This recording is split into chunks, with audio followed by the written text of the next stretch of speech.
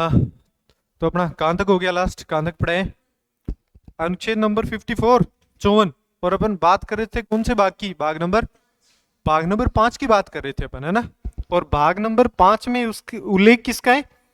संघ या केंद्र का उल्लेख है। किसका उल्लेख मिलता है भाई? संघ या केंद्र का उल्लेख मिलता है, ठीक है? तो उसकी बात कर रहे थे अपन। देखो एक बार, भाग नंबर 5, भाग 5, और इसमें उल्लेख किसका है? असंघ, या जिसे अपन बोल सकते हैं केंद्र का उल्लेख है। असंघ या केंद्र। और इसमें अनुच्छेद कहां से कहां तक बताएं भाई आपको? अनुच्छेद 52 से लेकर 151 तक अनुच्छेद का उल्लेख है। और उसमें सबसे पहले अपन बात किसकी कर रहे थे? कार्यपालिका की। किसकी बात कर रहे थे? कार्यपालिका। और कार्यपालिका में अनुच्छेद 52 से लेकर 78 78 तक किसका उल्लेख है?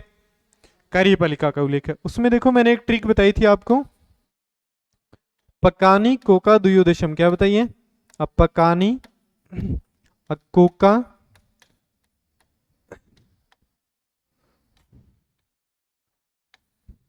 दुयोदशम, दुयो दशम, ये ट्रिक थी अपनी। अब देखो उसमें अपन ने कहां तक पढ़ लिया है? अनुच्छेद नंबर 54। तो ये देखो ये हो गया 53। 53 में क्या हो गया? इसमें भी अपन क्या पढ़ रहे थे? राष्ट्रपति। और 53 में राष्ट्रपति का पद, 54 में, सॉरी 52 में, 52 में, और 52 में राष्ट्रपति का पद, 53 में कार्यपालिका की शक्ति, और 54 में क्या बताया आपको? निर्वाचन। क्या बताया? निर्वाचन। यहां तक मैंने बता दिया था। और निर्वाचन कौन सी प्रणाली से होता है? एकल संक्रमणीय आनुपातिक प्रणाली से क्या होता है? राष्ट्रपति का निर्वाचन होता है। और उसमें एक चीज रह गई थी, देखो निर्वाचन में एक बात आती है, जमानत राशि। क्या आती है? जमानत राशि। जमानत राशि का मतलब, अरे अपने चुनाव सुने के जामनी जब्त होगी, नाम सुने के? जामनी जब्त होगी, सुने ये नाम? तो वो जामनी जब्त का मतलब यही होता है कि जो जमानत राशि जमा करवाई जाती है, कम से कम एक राशि होती है, वो किसी भी चुनाव में जमा करवाई जाती है, उसे बोलते हैं अपन जमानत राशि। तो पूछ ले कि आपको राष्ट्रपति की जमानत राशि कितनी होती है? 15,000 रुपये होती है। कितनी होती है? 15,000 रुपये। और ये 15,000 रुपये किसको जमा करवाने होते हैं? RBI, reserve bank of India को जमा करवाने होते हैं। कितने पैसे? 15,000 रुपये। अगर कुल मत के 1/6 टोटल मत है उसके, अगर 1/6 मत अगर राष्ट्रपति को प्राप्त नहीं होते हैं तो उसकी क्या जब्त हो जाती है? जमानत राशि जब्त हो जाती है। क्लियर? बात समझ में आ गई? तो क्वेश्चन इंपॉर्टेंट बनता है कि राष्ट्रपति के लिए जमानत राशि कितनी है? तो जमानत राशि कितनी बताओगे? 15,000 रुपये। पूछ रहे राष्ट्रपति की जमानत राशि किसे जमा करवाई जाती है? तो क्या बताओगे? आरबीआई को। किसको करवाई जाती है? आरबीआई को। आरबीआई के वर्तमान में गवर्नर कौन है? यो कौन मेरे है? ये दिख, शक्तिकांत दास। कौन है? शक्तिकांत दास है। क्लियर? चीजें याद रहेंगी। उसके बाद पूछ ले कि कितने मत प्राप्त होने पर जमानत राशि जब्त नहीं होगी? अगर 1/6 मत प्राप्त होते हैं तो उसके बाद जमानत राशि जब्त नहीं होगी। अगर इससे कम होते हैं तो जमानत राशि क्या हो जाएगी? जब्त हो जाएगी। क्लियर? ये बात उसमें नोट डाउन नहीं की थी। अनुच्छेद नंबर कौन से में? 54 में। एक बार लिख दो जमानत राशि। हाँ हाँ, लास्ट में लिखो, बिल्कुल लास्ट में लिख दो। जगह क्या लिखने के लिए जगह थोड़ी देखी जाती है, ऊपर जगह ऊपर लिख देना। आपको तो पता होना चाहिए कि राष्ट्रपति की जमानत राशि कितनी होती है। लिखो जमानत राशि, और इसमें लिखो 15,000 रुपये। अब 15,000 रुपये आरबीआई के पास, reserve bank of India, RBI के पास रखनी होगी। 1,500 रुपये की राशि आरबीआई के पास रखनी हो, हाँ सॉरी 15,000 रुपये की राशि आरबीआई के पास रखनी होगी। हाँ, अब 54 की बात करें, निर्वाचन में लिखना है, ठीक है? उसके बाद अगर राष्ट्रपति को, नीचे लिखना, अगर राष्ट्रपति को 1/6 मत, अगर राष्ट्रपति को 1/6 मत प्राप्त नहीं होते हैं तो, 1/6 मत प्राप्त नहीं होते हैं तो जमानत राशि, जमानत राशि जब्त कर ली जाती है, जब्त कर ली जाती है।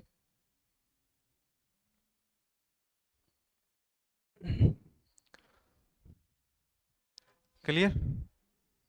अब उसके बाद देखो,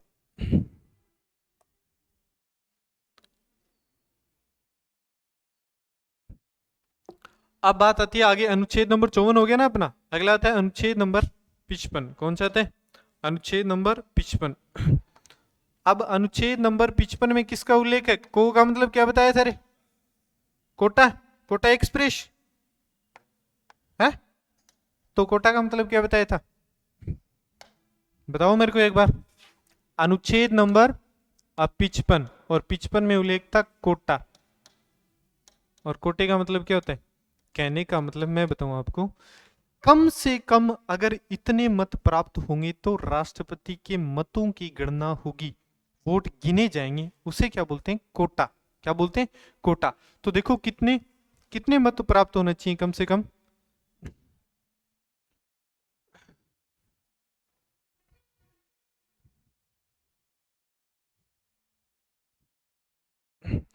अब देखो कितने मत, तो देखो कुल मत, जितने मत होते हैं, कुल मत अपोन में कुल उम्मीदवार, कुल उम्मीदवार जितने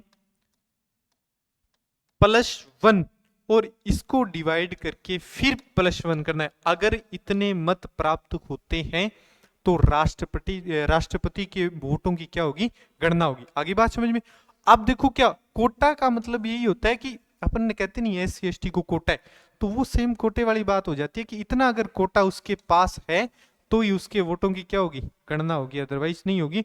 और ये इंपॉर्टेंट आता है, कुल मत जितने वोट पड़ेंगे, कुल उम्मीदवार 3 4 5 जो भी हैं उसमें प्लस वन करना है, फिर इसमें टोटल में भाग देना है, जितने आ जाएंगे उसमें से प्लस वन करते हैं। अगर इतने उसके बन रहे हैं तो आगे काउंटिंग होगी, अगर इतने नहीं बन रहे हैं तो कैंसिल। आगे बात समझ में। तो लिखो अनुच्छेद नंबर 55 कोटा, अनुच्छेद नंबर 55 कोटा।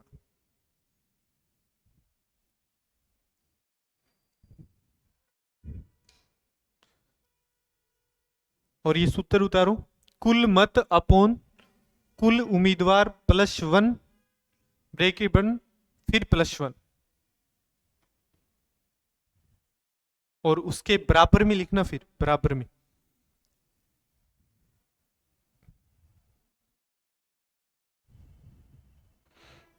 लिखो यदि इतने मत प्राप्त नहीं होते हैं तो, यदि इतने मत प्राप्त नहीं होते हैं तो राष्ट्रपति के वोटों की मतगणना नहीं होगी, राष्ट्रपति के वोटों की मतगणना नहीं होगी, कम से कम इतने प्राप्त होने चाहिए। क्लियर।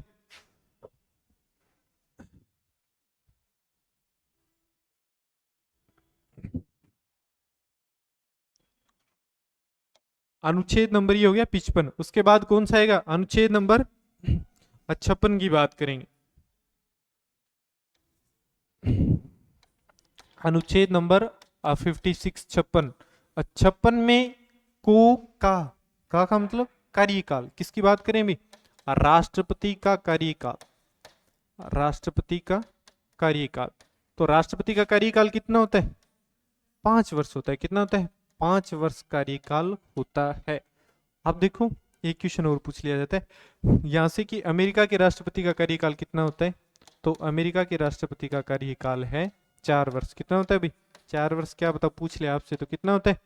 4 वर्ष होता है। क्लियर। तो अब पहले तो अपने वाले का याद होना चाहिए ना, दूसरों के घर में जागने से पहले खुद का पता होना चाहिए ना। तो अपने वाले का कार्यकाल कितना है? 5 वर्ष। और अमेरिका के राष्ट्रपति का कार्यकाल कितना होता है? 4 वर्ष होता है। क्लियर। उसके बाद देखो, वैसे तो मैं बता दूं राष्ट्रपति का कार्यकाल किस पे डिपेंड करता है? जिसकी केंद्र में सरकार है। कहने का मतलब मैंने एक बात बताई है आपको कि राष्ट्रपति को कौन चुनते हैं? जनता द्वारा चुने गए प्रतिनिधि ही किसको चुनते हैं? अब जनता ने जिस प्रतिनिधि को चुना उसकी सरकार होगी, सरकार होगी ना, उसी की सरकार होगी। और जिसकी सरकार होगी वो किसको चुन रहे हैं?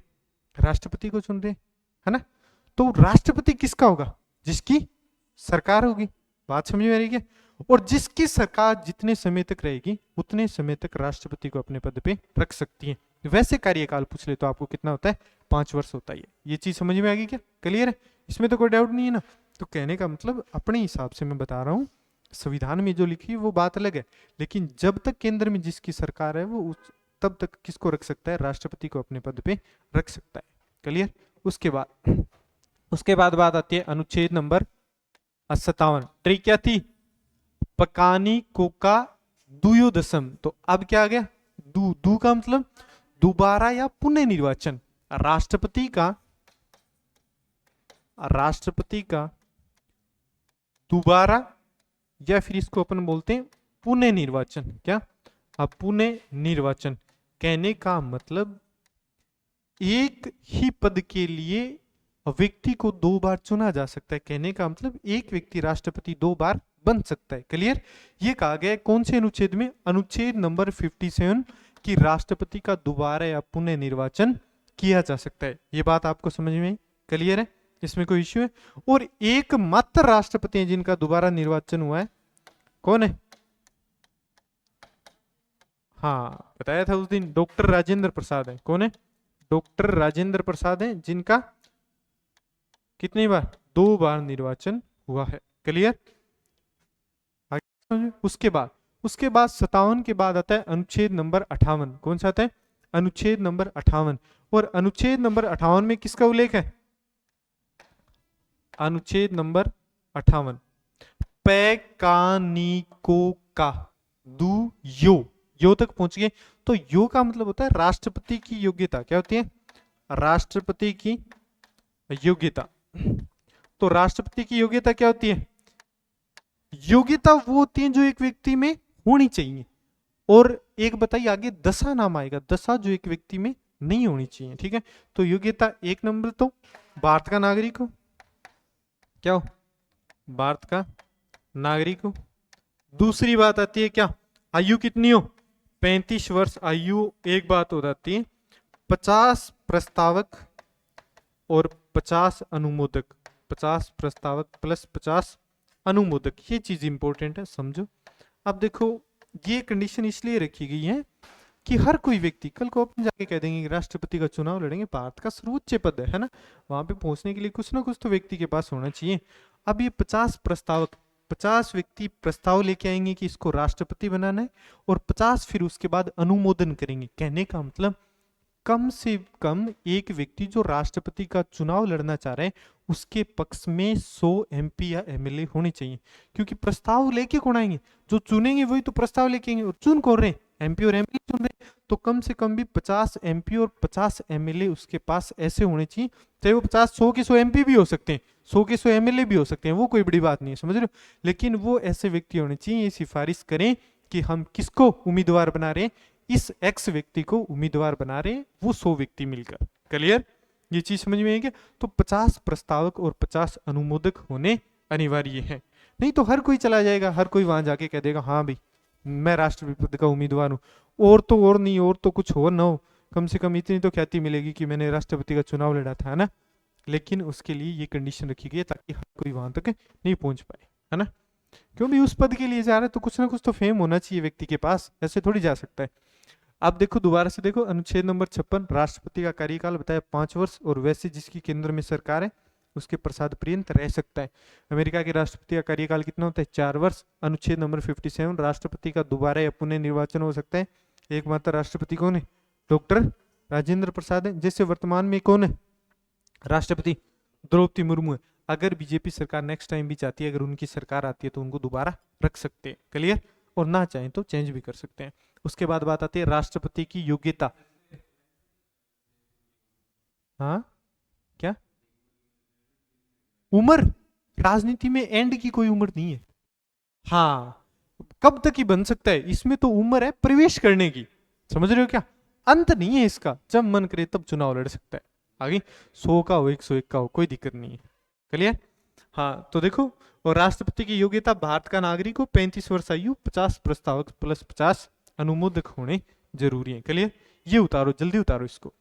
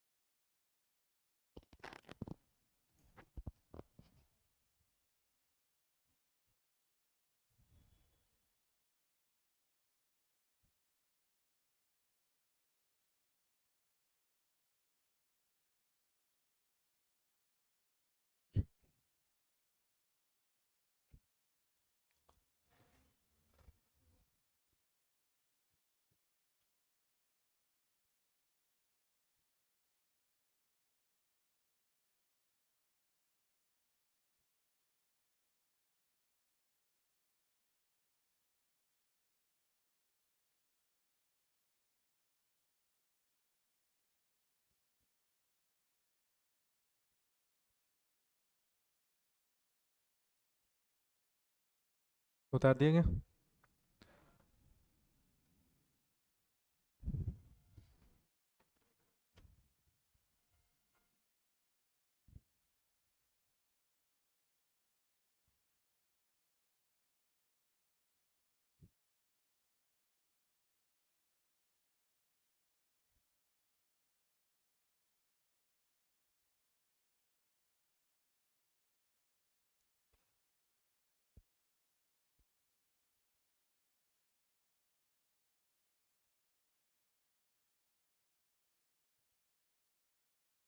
हो गया क्या? उसके बाद देखो अनुच्छेद नंबर 58, 58 के बाद अनुच्छेद नंबर 59, 59 में किसका उल्लेख है? दशा का। 59, दशा वो तेज जो एक व्यक्ति में ना हो, मतलब नहीं होनी चाहिए, ठीक है। एक नंबर, पागल या दिवालिया ना हो। एक नंबर कंडीशन क्या आती है? पागल या दिवालिया ना हो, पागल या दिवालिया। तो पागल और दिवालिया दोनों का ये मतलब समझ रहे हो क्या? दिवालिया ना हो, दोनों का मतलब समझ रहे हो? पागल का मतलब माइंडली डिस्टर्ब नहीं हो, और दिवालिया मतलब ऐसे नहीं हो कि लोन ले रखा हो, कर्जदार हो, है ना, ऐसा व्यक्ति नहीं है। और दो नंबर होता है लाभ के पद पे नहीं हो। क्या नहीं हो? लाभ के पद पे, मतलब लाभ के पद पे ना हो, मतलब गवर्नमेंट जॉब नहीं कर रहा हो, लाभ के पद पे नहीं हो। 3 नंबर, 3 नंबर बात आती है संसद या विधानमंडल का सदस्य नहीं हो। संसद या विधानमंडल का सदस्य नहीं हो, विधानमंडल का सदस्य नहीं हो। लेकिन देखो इसमें एक कंडीशन आती है, अगर सरकारी नौकरी में है तो प्रस्ताव लेके आते हैं तो उसको क्या करना पड़ेगा? त्याग पत्र देना पड़ेगा पहले ही, प्रस्ताव से पहले। समझ रहे हो क्या कहने का? आपने कौन सुने पर्चो बन गए हैं, आज नामांकन रैली है, समझ गया? नामांकन का मतलब समझ गए? आपने मारवाड़ी भाषा में पर्चो बन गए आज आप लो नेता, मेरी रैली है, तो वही मतलब होता है नामांकन, ठीक है। अगर अपन नामांकन कर रहे हैं लाभ के पद पे हैं तो पहले छोड़ना पड़ेगा वो पद, लेकिन किसी संसद या विधानमंडल का सदस्य है तो शपथ लेते टाइम छोड़ना पड़ेगा। समझ रहे हो क्या? शपथ लेने से पहले अगर वो सदस्य बन गया, कहने का मतलब राष्ट्रपति पद का उम्मीदवार जीत गया, तो वो संसद या विधानमंडल से क्या दे देगा? त्याग पत्र, अदरवाइज जरूरत नहीं। कहने का मतलब राजनीति में उन्हीं लोगों को रखा गया जो पहले से राजनीति में, अगर दूसरा आना चाहता है तो सब कुछ छोड़ के आए हमारे पास आए, तो कहने का मतलब समझ गए ना। तो राजनीति में हर व्यक्ति एंटर नहीं कर सकता, अगर कोई आ रहा है तो पीछे का सारा सिस्टम छोड़ के आओ, ये राजनीति का मतलब है। तो राजनीति कुछ इस तरीके से बनाई गई है कि आम जनता भी उसमें प्रवेश नहीं कर सकती। समझ रहे हो क्या बात?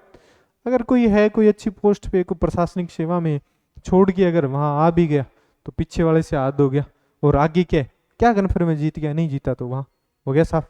इसलिए ये है कि बहुत सोच समझ के जाना होता है राजनीति में। उसके बाद देखो अनुच्छेद नंबर 59 हो गया, उसके बाद आता है अनुच्छेद नंबर 60। और 60 में किसका उल्लेख है? अनुच्छेद नंबर 60, और 60 में उल्लेख है राष्ट्रपति को शपथ। और राष्ट्रपति को शपथ कौन दिलाएगा? अरे राष्ट्रपति को। उपराष्ट्रपति क्या? सुप्रीम कोर्ट का मुख्य न्यायाधीश। कौन दिलाएगा? सुप्रीम कोर्ट का मुख्य न्यायाधीश। वर्तमान में सुप्रीम कोर्ट का मुख्य न्यायाधीश कौन है? संजीव खन्ना है। कौन है? हाँ संजीव खन्ना ही है ना? हाँ संजीव खन्ना है सुप्रीम कोर्ट का मुख्य न्यायाधीश।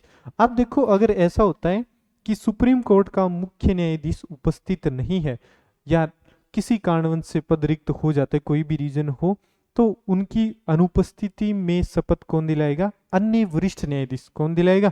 अन्य वरिष्ठ न्यायाधीश। अन्य वरिष्ठ न्यायाधीश। अन्य वरिष्ठ न्यायाधीश किसकी अनुपस्थिति में? अगर मुख्य न्यायाधीश उपस्थित नहीं है तो कौन दिलाएगा? और सुप्रीम कोर्ट में जो अन्य वरिष्ठ न्यायाधीश है, कहने का मतलब भाई इसके बाद अच्छा एक्सपीरियंस रखता हो और उम्र में भी थोड़ा वरिष्ठ का मतलब उम्र में भी, और साथ साथ में योग्यता भी रखता हो, कानून के बारे में जानकारी भी रखता हो, उसको बोलते हैं वरिष्ठ। वरिष्ठ का मतलब केवल ही बूढ़ा नहीं होता, समझ रहे हो क्या? वरिष्ठ लोग बोल देते हैं वरिष्ठ का मतलब कोई अपने लैंग्वेज में सीधा ही बूढ़ा लगता है, तो बूढ़े के साथ साथ नॉलेज भी होना जरूरी है उसको, ठीक है। उसके बाद बात आती है अनुच्छेद नंबर कौन सा? हाँ अनुच्छेद नंबर 61। ये बहुत ज्यादा इंपॉर्टेंट है, इसको समझो। राष्ट्रपति पर महाभियोग, इसमें किसका उल्लेख है? राष्ट्रपति पर महाभियोग। अब देखो एक बात बताओ, राष्ट्रपति पर महाभियोग ये प्रक्रिया कहां से ली गई है? अमेरिका से। शाबाश, कहां से ली गई है? अमेरिका से।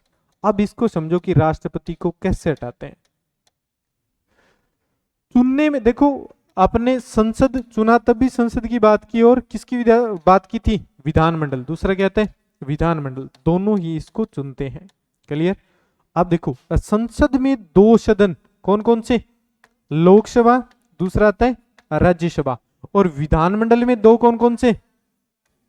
विधानसभा और विधान परिषद, दो है। क्लियर? ये बात समझ में आई क्या? अब देखो, अब राष्ट्रपति के महाभियोग में कौन कौन भाग लेते हैं? लोकसभा भाग लेती है, राज्यसभा भाग लेती है, विधानसभा भाग नहीं लेती, विधान परिषद भाग नहीं। लेकिन निर्वाचन बताया उस समय मैंने बताया था। हाँ किसमें? निर्वाचन की बात कर रहा हूं मैं। देखो निर्वाचन में ये भी भाग लेती है, लोकसभा भी भाग लेती है, राज्यसभा भी भाग लेती है, विधानसभा भी भाग लेती है, लेकिन विधान परिषद भाग नहीं लेती। अब दोनों में अभी जो अंतर है वो क्लियर कर लो। इसमें विधान परिषद इसलिए भाग नहीं लेती कि प्रत्येक राज्यों में विधान परिषद नहीं है। क्लियर? अब देखो, अब एक मेरे को फैक्ट बताओ कि केवल हटाने में संसद ही भाग क्यों ले रही है, विधानमंडल भाग नहीं ले रही? क्या रीजन हो सकता है ऐसा? भाई संसद तो भाग ले रही है, चुना सब तो विधानमंडल ने भाग ले लिया, लेकिन अब भाग नहीं ले रही जब हटाना है तो क्यों? देखो मैं बताऊं, राष्ट्रपति जो काम करता है और वो गलत कर रहा है या सही कर रहा है, वो केवल किसको पता होता है? केवल संसद को पता होता है। क्यों? कि संसद कोई कानून लेके आएगा, कोई कानून पारित करना है, अच्छे से काम नहीं कर रहा है, इसका काम किससे पड़ेगा? राष्ट्रपति से। विधानमंडल का काम तो किससे पड़ेगा? रे राज्यपाल से पड़ेगा। किससे पड़ेगा? राज्यपाल। तो ये राज्यपाल पे महाभियोग लाना हो तो काम कर सकते हैं, समझ रहे हो क्या? लेकिन राष्ट्रपति क्या कर रहा है क्या नहीं कर रहा है, ये केवल किसको पता होता है? संसद को पता होता है, इसीलिए ये महाभियोग लाते हैं। अब देखो महाभियोग की प्रक्रिया कैसे होती है, इसको समझो। अपन अगर राष्ट्रपति को हटाना चाहते हैं तो लोकसभा में भी और राज्यसभा में कौन से भी प्रस्ताव लेके आ सकते हैं, ठीक है। जिस समय अपन प्रस्ताव लेके आते हैं तो अपने पास कम से कम कितने सदस्य होने चाहिए? 1/4 सदस्य तो होने चाहिए। अगर राज्यसभा से लेके आ रहे हैं तो टोटल के 1/4 ये कहने वाले होने चाहिए कि अपन को राष्ट्रपति को हटाना है, ठीक है। 1/4 इकट्ठा हो गए। लेकिन अगर पारित करना है तो टोटल के कितने होने चाहिए? 2/3। कहने का मतलब आवाज उठाने वाले हैं, मेरी बात सुनो एक बार, कि राष्ट्रपति को हटाना है एक बार, ये आवाज उठाने वाले कितने होने चाहिए? 1/4। लेकिन सहमति चाहिए पूरे राज्यसभा की, तो 2/3 एक साइड होने चाहिए कि हम राष्ट्रपति को हटाना चाहते हैं। ये बात समझ में आई क्या? आगे क्लियर है? अब क्या होता है, और ये कौन से भी सदन में पारित हो सकता है। जैसे लोकसभा में लेके आते हैं, लोकसभा में लेके आते हैं तो पहले प्रस्ताव कितने लेके आएंगे, 1/4, और इससे पारित कितने से होना चाहिए, 2/3 से पारित होना चाहिए। फिर अगले में जाएगा, जब एक सदन से दूसरे सदन में जाता है तो 14 दिन का गैप होता है। कितने दिन का गैप होता है, 14 दिन का। और मैं बता देता हूं, जैसे ही सदन में चला जाता है तो अगला सदन किसको सूचना दे देता है, राष्ट्रपति को। वैसे पता ही होता है राष्ट्रपति को कि अपने खिलाफ क्या आ गया, महाभियोग आ गया। तो राष्ट्रपति अपना मत विचार रख सकता है, केवल एक सदन में रख सकता है। ये बात भी इंपॉर्टेंट है, बात समझ में, क्योंकि इसमें पारित होगा उस समय उसको कोई सूचना नहीं है। अगर इसमें पारित हो गया तो आगे अपनी सफाई देने के लिए कि भी मैंने गलत नहीं किया, ये वो कैसे भी भाई अपन इसको राज्यसभा में पारित न होने दे, उसके लिए कोई भी सफाई दे सकता है। उसके लिए इसको 14 दिन का टाइम होता है। ये बात समझ में आएगी। तो एक सदन से दूसरे सदन में जाने के बाद राष्ट्रपति को सूचना मिलती है और उसके मध्य कितने, 14 दिन का समय होता है। 14 दिन में अगर वो अपनी कोई सफाई देना चाहता है या फिर अपने विचार रखना चाहता है तो अपने विचार रखने का मत उसको केवल एक ही सदन में मिलता है। ये बात समझ में आ गई। अब देखो, अगर 2/3 से लोकसभा में पारित हो गया और 2/3 से राज्यसभा में पारित हो गया तो राष्ट्रपति क्या माना जाएगा, हटा हुआ माना जाएगा। लेकिन एक विशेषता यह भी है कि भारत में आज तक किसी भी राष्ट्रपति के खिलाफ क्या नहीं पारित हुआ, महाभियोग पारित नहीं हुआ। क्लियर, चीज याद रहेगी क्या, याद रह जाएगी। दोबारा से समझो, एक बार फिर बता देता हूं। बात करें अपन राष्ट्रपति पर महाभियोग प्रक्रिया कहां से ली गई है, अमेरिका। राष्ट्रपति पर महाभियोग का मतलब होता है राष्ट्रपति को हटाने की प्रक्रिया। किसकी प्रक्रिया, राष्ट्रपति को हटाने की प्रक्रिया अमेरिका से ली गई है। आप देखो, इसमें 2 सदन आते हैं, एक तो संसद आता है और दूसरा कौन सा आता है, विधानमंडल। तो निर्वाचन में तो कौन, विधानमंडल के लोकसभा, राज्यसभा और विधानसभा भाग लेते हैं, ठीक है। लेकिन हटाते हैं तब विधानमंडल का, कहने का मतलब राज्य का कोई मैटर नहीं होता। क्यों नहीं होता, क्योंकि राज्य राष्ट्रपति के बारे में नहीं जानता कि राष्ट्रपति क्या कर रहा है। ये केवल किसको पता है, केंद्र सरकार को पता है। उसका काम पड़ रहा है किससे, राष्ट्रपति से। इसीलिए इसके निर्वाचन में कौन भाग नहीं लेती, विधानमंडल भाग नहीं लेती। तो राष्ट्रपति के महाभियोग में कौन भाग लेते हैं, लोकसभा, राज्यसभा। एक बात इंपॉर्टेंट थी वो रहेगी। अब देखो, लोकसभा, लोकसभा में 2 एंग्लो इंडियन होते हैं क्या, अरे राज्यसभा में, राज्यसभा में 12 सदस्य क्या होते हैं, 12 सदस्य क्या होते हैं, हम मनोनीत होते हैं। सारे के सारे इसमें क्या लेते हैं, लोकसभा राज्यसभा के मनोनीत प्लस निर्वाचित दोनों ही सदस्य भाग लेते हैं। लेकिन वर्तमान में 2 एंग्लो इंडियन का प्रभाव तो क्या कर दिया गया, समाप्त कर दिया गया। कौन सा संविधान संशोधन हो गया, 16वां लिखवाया था, आरक्षण में लिखवाया था 103वां और उसके बाद 104वां संविधान संशोधन लगातार लिखवाया था क्या।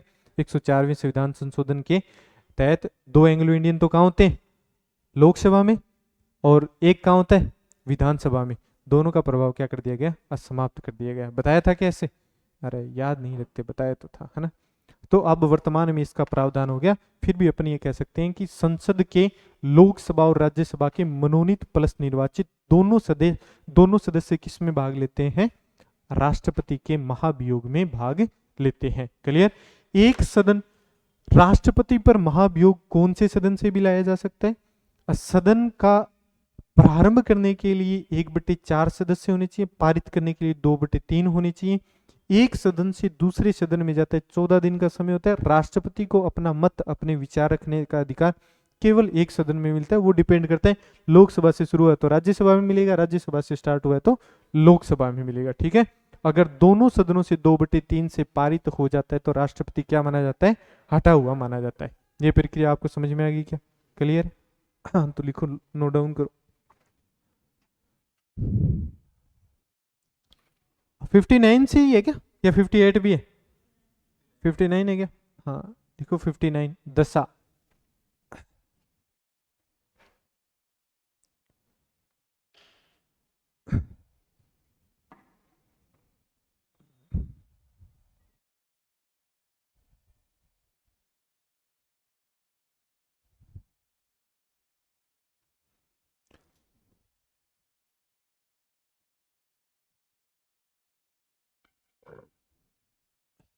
लाभ के पद पे नहीं हो, पागली और दिवालिया ना हो, और संसद या विधानमंडल का सदस्य ना हो, ये कंडीशन होनी नहीं चाहिए या होनी चाहिए? हाँ, नहीं होनी चाहिए, जिसे अपन बोलते हैं दसाई। अगर दसाई नाम ना मिले ना, शर्तें भी नाम आ सकता है, दशा की ब्रैकेट में शर्तें लिख देना, ठीक है? एक बार क्या बता दें, दसाई या शर्तें उतार दिया। उसके बाद देखो अगला अनुच्छेद नंबर 60, शपथ। राष्ट्रपति को शपथ शपथ दिलाता है सुप्रीम कोर्ट का मुख्य न्यायाधीश। अगर वो उपस्थित नहीं है तो उसकी अनुपस्थिति में कौन, सुप्रीम कोर्ट का अन्य वरिष्ठ न्यायाधीश है, वो उसको शपथ दिलाएगा।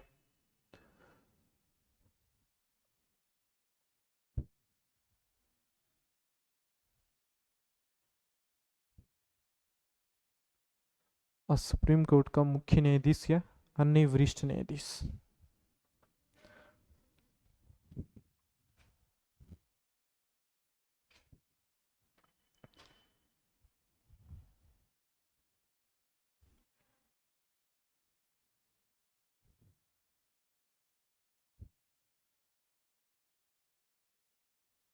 सुप्रीम कोर्ट के मुख्य न्यायाधीश डीवाई चंद्रचूड़ थे शायद। लास्ट वाई वी चंद्रचूड़ थे क्या? वाई वी चंद्रचूड़ थे ना? डीवाई चंद्रचूड़ थे क्या लास्ट? हाँ। हम्म।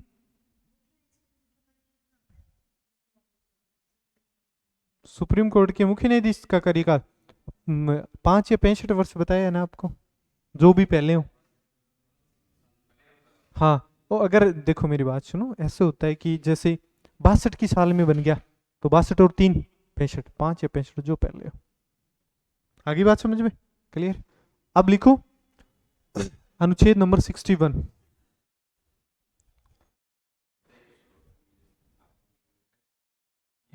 बत हाँ हाँ हाँ हाँ। सदस्य किसका होता है?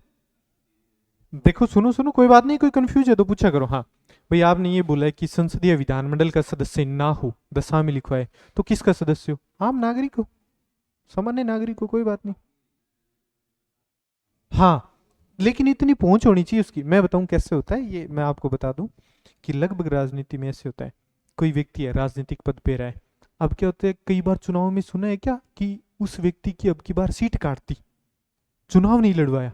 अब वो उस पार्टी का मुख्य आदमी है, तो उसको क्या करते हैं, किसी का अध्यक्ष बना देते हैं, किसी कोई समुदाय है, कोई विशेष वर्ग है, उसके लिए कोई ना कोई उसको क्या दे देते हैं, पद दे देते हैं, जिसके ऊपर वो उस व्यक्ति को नियुक्त कर सकते हैं। ठीक है?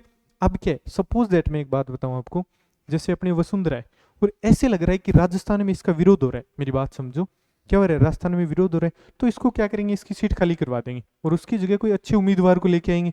अब वसुंधरा नाराज ना हो जाए, उसके लिए क्या करेंगे, उसको किसी राज्य में राज्यपाल का पद दे देंगे। आगे बात समझे? उसी तरह केंद्र में कोई अच्छा मंत्री है और मंत्री का ऐसे विरोध होता लग रहा है कि हार जाएगा, ठीक है, तो उसको क्या कर देते हैं, उसकी जगह सीट दूसरे को दे देते हैं और उसको किस पद पे ले आते हैं, राष्ट्रपति के पद पे ले आएंगे। आगे क्या बात समझ? जिसकी सरकार होगी उसका ही राष्ट्रपति है। क्लियर? अगर ऐसा लगता है कि वो संसदीय विधानमंडल का सदस्य है तो उसे राष्ट्रपति का चुनाव लड़वा देंगे। जीतना कन्फर्म है, जो पार्टी की सरकार है वो लड़वा रही है तो जीतना कन्फर्म ही है, इसमें तो कोई इश्यू नहीं है। राष्ट्रपति पहले से कन्फर्म होता है कि यही बनेगा। अरे क्या बात समझ में? भाई बीजेपी की सरकार है केंद्र में और अगर वो किसी उम्मीदवार को लेके आ रही तो राष्ट्रपति वही बनेगा। क्लियर? तो उसको क्या होता है, जैसे ही राष्ट्रपति बन गया नीचे वाली सीट उससे क्या करवा लेंगे, खाली करवा लेंगे। लेकिन बहुत कम चांसेज होता है कि राष्ट्रपति संसद या विधानमंडल का सदस्य हो, क्योंकि उसको ऐसे व्यक्ति को लाया जाता है जिसका राजनीति से एक बार अटैचमेंट या लगाव हो, वो हटा दिया गया उससे। क्लियर? और फिर उसको कहाँ ले आते हैं, राष्ट्रपति के पद पे। और वो राष्ट्रपति का मतलब नाम मात्र का पद है, उसको कोई विशेष काम नहीं होता। समझ रहे हो ना? केवल क्या है, फॉर्मेलिटीज पूरी करनी होती है राष्ट्रपति को। हाँ, तनख्वाह है वो है, लेकिन कोई काम नहीं है, हाथ बंधे हुए हैं राष्ट्रपति के, आपको पता है क्या? अब पूरा संविधान पढ़ोगे तो राष्ट्रपति के हाथ बंधे हुए हैं, कोई पावर नहीं है उसके पास, ऐसे प्रधानमंत्री के पास है वास्तविक पावर है वो। हाँ, अब लिखो राष्ट्रपति पर महाभियोग। हाँ, देखो महाभियोग लाने की भी दो भाई कारण क्या हो सकता है, कोई गलत काम कर दे, गलत काम ज्यादा से ज्यादा राष्ट्रपति क्या, या विदेशी राष्ट्र के प्रभाव में आ जाए दूसरे, कहने का मतलब दूसरे देश के प्रभाव में आ जाए, या संविधान का अतिक्रमण कर दे, कोई ऐसा काम कर दे जिससे क्या हो जाए, संविधान का उल्लंघन हो जाए। लिखो राष्ट्रपति पर महाभियोग, और महाभियोग में लिखो 1 नंबर, कारण में लिखो 1 नंबर, विदेशी राष्ट्र के प्रभाव में, या 2 नंबर संविधान का अतिक्रमण, विदेशी राष्ट्र के प्रभाव में या संविधान का अतिक्रमण। तो उस कंडीशन में क्या होता है भाई, राष्ट्रपति पर क्या लाया जा सकता है, महाभियोग लाया जा सकता है। ठीक है, अब लिखो, ऐसे बनाओगे डायग्राम, संसद, विधानमंडल, लोकसभा, राज्यसभा, विधानसभा, विधान परिषद, इन दोनों पे राइट क्लिक करोगे और इन दोनों पे क्या कर दोगे, क्रॉस कर दोगे।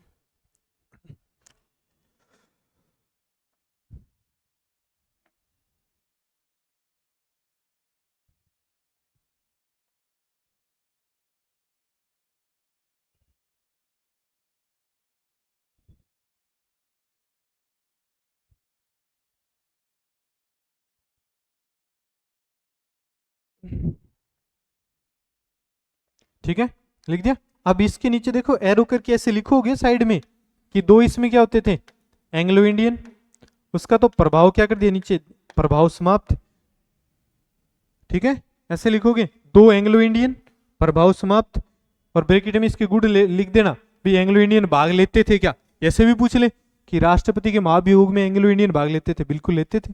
आगे बात समझे, तो देखो ऐसे लिखोगे, मैं बताऊं आपको, ऐसे एरो करोगे 2 एंग्लो इंडियन, और उसके बाद में ब्रैकेट बंद, राइट का चिन्ह लगा के, और नीचे लिखोगे प्रभाव समाप्त। इसका प्रभाव क्या कर दिया गया, समाप्त। इतने में आपको समझ में आ जाएगा। उधर लिखना 12 सदस्य मनोनीत, और उसके ब्रैकेट में राइट का चिन्ह लगा देना कि ये भी भाग लेंगे। ठीक है, और इसके नीचे एक लाइन लिख दो, राष्ट्रपति महाभियोग में, राष्ट्रपति महाभियोग में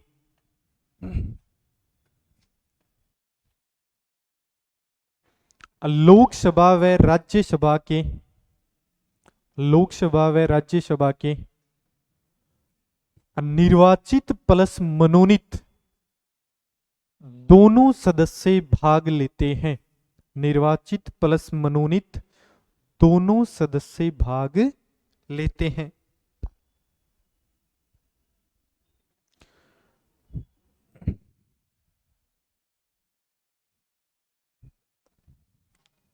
क्लियर, नीचे नोट करके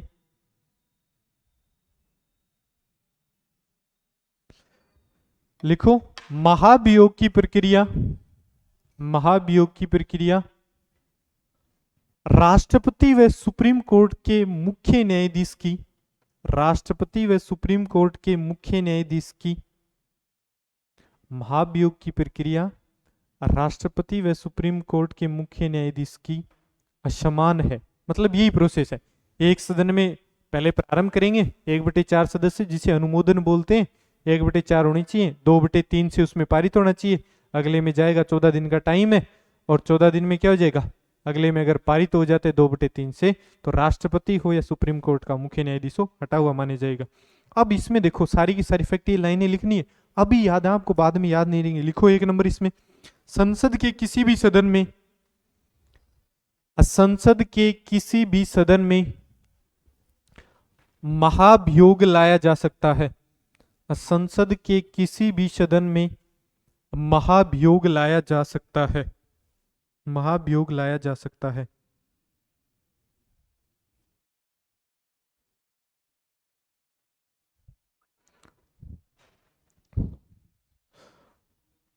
लिखो नई लाइन से, प्रारंभ करने से पूर्व, प्रारंभ करने से पूर्व 1/4 अनुमोदन अनिवार्य है। अनुमोदन का मतलब ये कहने वाले होने चाहिए कि हम किसको हटा रहे हैं, राष्ट्रपति को हटा रहे हैं, 1/4 सदस्य ऐसे होने चाहिए। ठीक है, तो पूछ ले अनुमोदन नाम आएगा उसमें कि अनुमोदन कितना होना चाहिए, 1/4, और पूछ ले पारित कितने से होना चाहिए, तो क्या बताओगे, 2/3 से। लिखो आगे, पारित करने के लिए, पारित करने के लिए सदन का 2/3 बहुमत, पारित करने के लिए सदन का 2/3 बहुमत होना होना चाहिए। पारित करने के लिए सदन का 2/3 बहुमत होना चाहिए। हाँ, दोनों में। हम्म? हाँ, 2/, प्रारंभ कर रहे हैं ना, आवाज उठाने वाले 1/4 सदस्य होने चाहिए, उसके बाद दोनों सदनों में 2/3 से पारित होना चाहिए। आगे लिखो। एक सदन से पारित होने के बाद, एक सदन से पारित होने के बाद दूसरे सदन की प्रक्रिया के लिए, दूसरे सदन की प्रक्रिया के लिए कितने दिन का समय होता है? हाँ, दूसरे सदन की प्रक्रिया के लिए 14 दिन का समय, 14 दिन का समय दिया जाता है।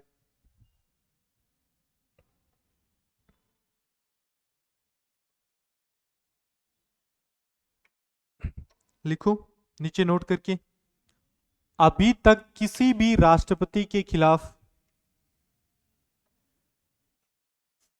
अभी तक किसी भी राष्ट्रपति के खिलाफ महाभियोग नहीं लाया गया, महाभियोग नहीं लाया गया।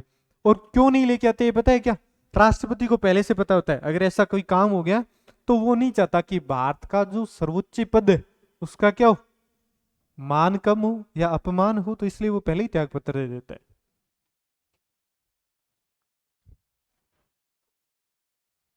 नोट में दूसरी बात लिखो। राष्ट्रपति को अपने विचार रखने का अवसर कितने सदन में मिलता है? एक ही सदन में मिलता है। राष्ट्रपति को अपने विचार रखने का अवसर केवल एक सदन में मिलता है।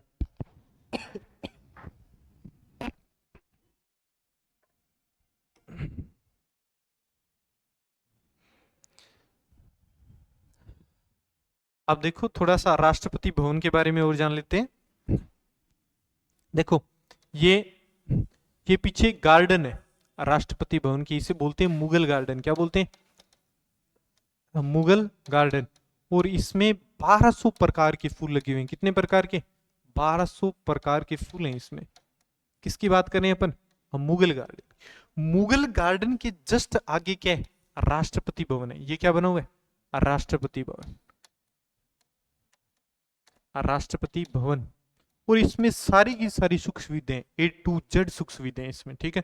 थिएटर है, हॉल है, स्विमिंग है, सब सब सुविधा। समझ गए ना आप? सबका मतलब सब, और ज्यादा नहीं, बस लिमिट वाली सब। कहीं और ज्यादा समझो। अब देखो, हाँ, ये आगे एक रास्ता है, कहां से कहां तक है? ये राष्ट्रपति भवन से लेकर इंडिया गेट तक एक रास्ता है जिसका नाम क्या था?